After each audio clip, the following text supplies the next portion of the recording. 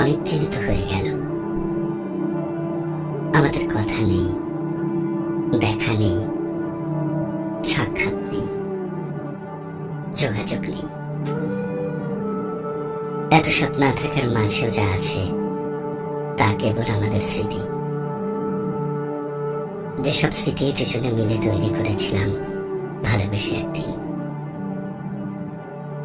প্রচন্ড মন খারাপ নিয়ে হঠাৎ মাঝে মধ্যে স্মৃতির করিডোরে গিয়ে দাঁড়াই।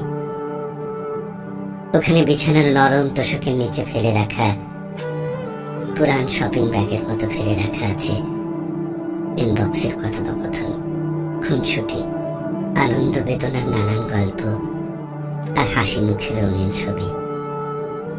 অথচ তাদের আজ নিজস্ব কোনো ভাষা নেই, যা আছে তা কেবলই ঘন ঘোর কুয়াশায় শীতের রাতের কারণহীন ফুপিয়ে ওঠা গোপন কান্না। তুমি কি জানো, আকাশে আমরা যে নক্ষত্রদের দেখতে পাই সেগুলো তাদের পুরনো অতীতের প্রতিচ্ছবি। আজকাল আমাদের স্মৃতিগুলোকে সেরকম ভাবে অতীতের প্রতিচ্ছবি বলে মনে হয়। ছবিগুলো দেখলে আমি বিশ্বাস করতে পারি না এটা আমি।